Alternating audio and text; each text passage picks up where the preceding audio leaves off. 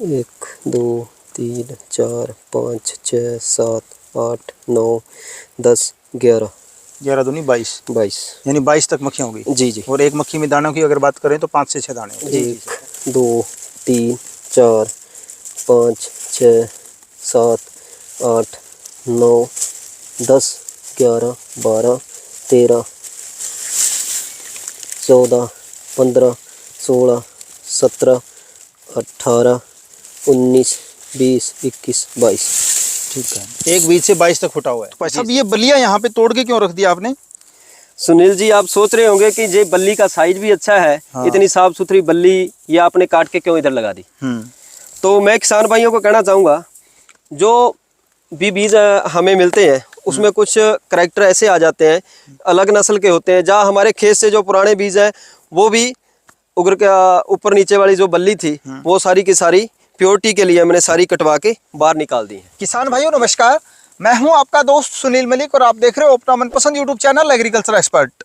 आज मैं इस वक्त मौजूद हूं रतिया एरिया में, जहां पे हमें एक प्रगतिशील किसान मिले हैं जिन्होंने गेहूं की लेटेस्ट वैरायटी यानी केंद्रीय गेहूं एवं जो अनुसंधान संस्थान करनाल के द्वारा जो गेहूं की 3 नई वैरायटियां रिलीज की गई थी, इन वैरायटियों को इस किसान भाई ने लगा रखा है। इनसे ही जानते हैं बीज इनको कहाँ से मिला, कब इसको लगाया गया और क्या कुछ खाद पानी दिया तब जाकर के इतनी अच्छी गेहूं की फसल वो तैयार कर पाए। भाई साहब नमस्कार। नमस्कार जी। सर, एक छोटा सा परिचय करवा दो अपने देखने वालों को। सुनील जी, पहले तो मैं आपका बहुत बहुत धन्यवाद करता हूँ जी। किसान भाइयों, मैं हूँ श्रवण कंबोज, काम नंगलडानी, रतिया फतेहाबाद से, हरियाणा का निवासी हूँ मैं। ठीक है। और पंजाब के बॉर्डर पर ही हमारा गांव है ये। अच्छा भाई साहब, ये बताइए कि आपने जिस खेत में खड़े हैं ये वैरायटियां कौन कौन सी है?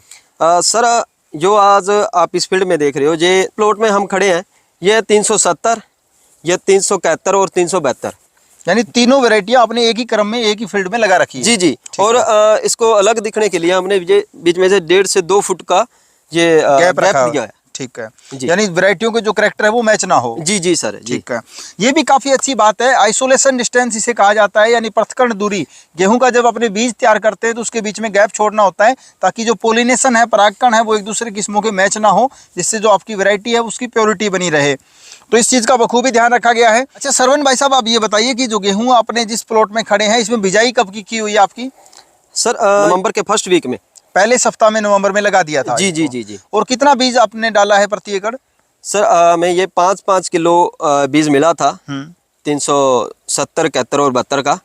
जैसे कि 1 एकड़ में 15 किलो टोटल हो गया, तो 5 यानी 1 एकड़ में 3 पार्ट में आपने लगा रखा है। जी जी जी। ठीक है, 3 पार्ट में लगा रखा है। तो यानी टोटल 15 किलो बीज को आपने 1 एकड़ में लगा दिया। जी सर जी। ठीक है, तो किसान भाइयों यहाँ पे आप देख सकते हैं गेहूं की जो लेटेस्ट वैरायटियां मैंने आपको बताई, तीनों ही इन्होंने लगा रखी है और 5-5 किलो इनको बीज मिला था। सर पहले तो ये प्रमाणित करवा दें हमें थोड़ा कि इसका बीज आपको कहाँ से मिला? इसका बीज हमें IIWBR करनाल से मिल गया था, जिसका बाकायदा हमारे पास बिल भी है और पैकिंग भी है। ठीक है, तो किसान भाइयों मैं आपको दिखाना चाहूंगा जो साइड में फोटो और वीडियो इनके चल रहे हैं उनमें आप देख सकते हैं जो केंद्रीय गेहूं एवं जो अनुसंधान संस्थान से इनको जो बीज मिला है गेहूं की लेटेस्ट वैरायटी, तो यहां से आप अगले साल के लिए गेहूं का बीज भी ले सकते हैं। इसके अलावा भाई साहब मैं आपसे जानना चाहूँगा कि आपने बिजाई से पहले इसमें खाद वगैरह क्या कुछ डाली है, थोड़ा वो किसान भाइयों को बताएं।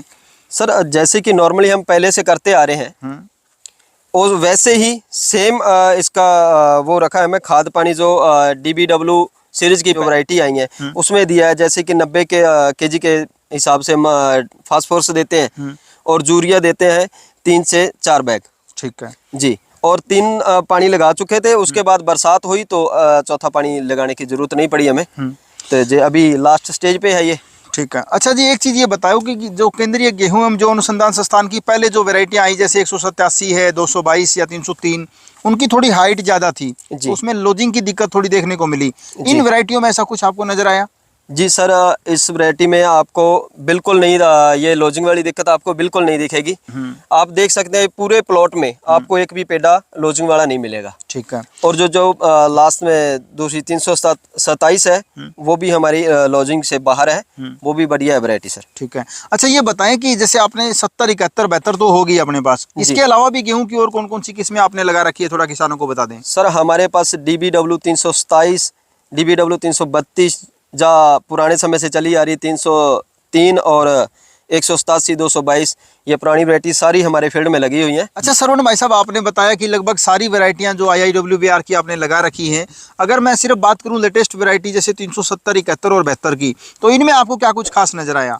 सर जैसे कि आपको देखने तो अभी मिल ही रहा है। इसकी हाइट की बात करें तो नॉर्मल हाइट है सर इसकी। नहीं, बढ़िया हाइट है, कोई दिक्कत नहीं है। तो इसकी बल्ली को देखें तो इसकी बल्ली में जो मक्खियां की गिनती है, जे 16 से 18 मक्खियां हैं इसमें। एक बल्ली में 16 से 18 मक्खियां हैं जी, ठीक है। और 4 से लेके 6 तक एक मक्खी के अंदर दाने हैं। और जो अगर टिलरिंग की बात करें तो आपको दिखाऊंगा, ये टिलरिंग आप देख सकते हैं 16 से लेके 20 तक इसकी एक पौधे में टिलरिंग है। एक बीज से जो फुटाव है वो 16 से 20 तक है। जी जी सर। अब ये बताओ कि किसान तो उसी चीज को बढ़िया मानता है जिसकी पैदावार ज्यादा हो, तो आपने सारी वैरायटियां लगा रखी है 303, 327, 332, इसके अलावा 70, 71 और 72।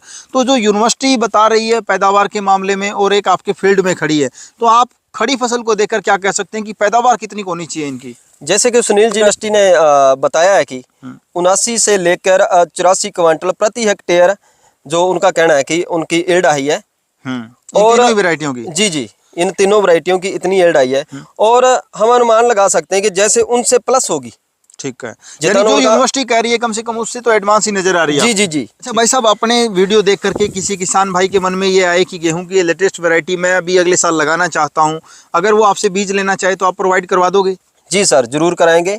और बीज की गुणवत्ता और क्वालिटी को लेते हुए हमने इसे रॉगिंग भी करवाई है पूरे फील्ड की, किसान भाइयों को दिखा भी सकते हो जी। तो किसान भाई अगर नजदीक के हैं तो वो हमारे फील्ड में विजिट कर सकते हैं। अगर कोई दूर दराडे से है किसान भाई तो हमारा फील्ड देखने के लिए आप तो वीडियो बना के चले जाओगे। कब लगाई, इसको कब कब पानी दिया, कब कितने दिन की थी तो क्या स्प्रे की, क्या इसमें फर्टिलाइजर डाला, और अभी इसकी हार्वेस्टिंग करेंगे तो इसकी यील्ड कितनी आई। ठीक है, तो देखो आप अभी चले जाओगे तो ये जानकारी किसान भाइयों तक नहीं पहुंचेगी। तो इस जानकारी लेने के लिए किसान भाइयों से यही कहूंगा कि YouTube पे हमारा छोटा सा चैनल बना हुआ है रतिया सुपर सीड, आप उस पे जाइए, सब्सक्राइब लाइक शेयर करिए तो आपको पूरी जानकारी वहां पे मिल जाएगी। किसान भाइयों, मोटे तौर पर मैं आपको बता दूं कि इन्होंने गेहूं का जो बीज आगे जैसे तैयार कर रहे हैं तो उसकी शुद्धता प्योरिटी बनी रहे, इसके लिए इसमें 2 बार रोगिंग करवाई है।